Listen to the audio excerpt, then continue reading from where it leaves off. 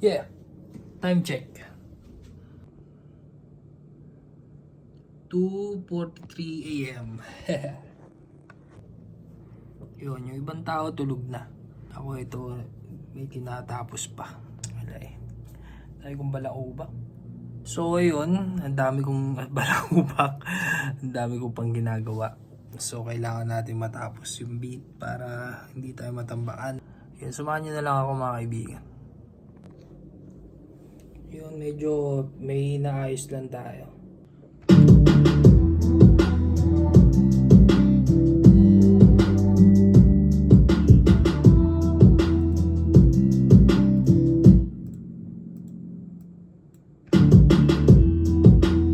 Hanap tayong poging cymbals. Pero medyo matatapos na rin naman. Kapin na lang naman to. Maglalagay lang ako ng cymbals. Ayoko mag-tutorial, di ako magaling.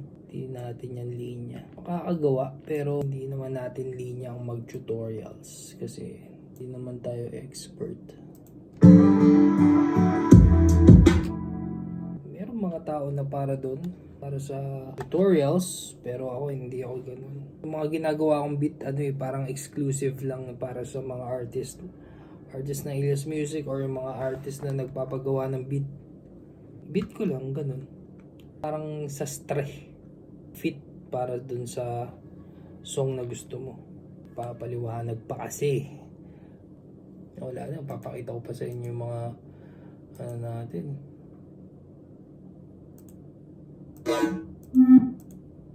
Pakinggan nyo na lang. Pantayin lang natin kasi bukas na nga lang, di ba pantay?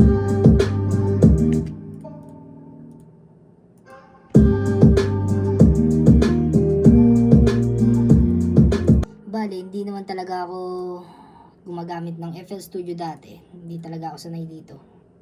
Ang gamit ko kasi dati is Reason. Reason 5, Reason 12. Parang mas kasi yung FL Studio. Parang medyo mas maganda.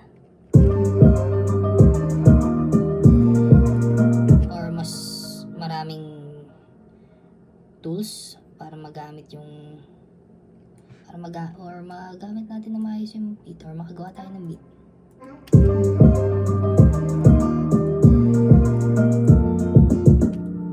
So ayun, pakinggan nyo na lang. Ilalabas nila Boss Crown, dyan OG Chems.